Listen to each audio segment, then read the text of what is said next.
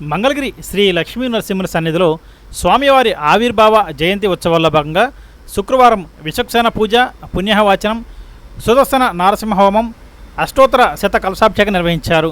సాయంత్రం పంచసూక్త హోమం, సహస్ర దీపాలంకరణ సేవ నిర్వహించారు. ఉత్సవానికి శాశ్వత కైంకర్యపరులుగా మాల్యవంతం లక్ష్మీ నరసింహాచార్యులు, శేషమ్మ, వారి కుటుంబ సభ్యులు పాల్గొన్నారు. ఆలయ సహాయ కమిషనర్ అన్నపరెడ్డి రామకోటి రెడ్డి ఏర్పాట్లు పర్యవేక్షించారు.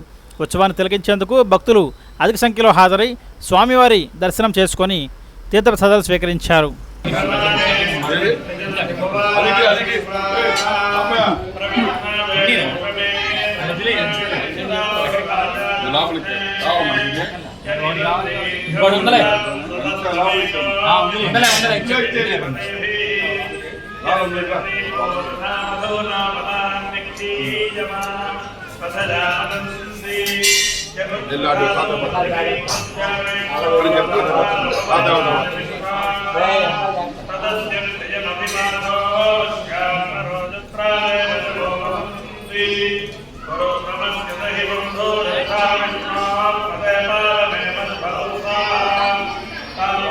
లైట్ లేచే అందరితో లైట్ లేరా.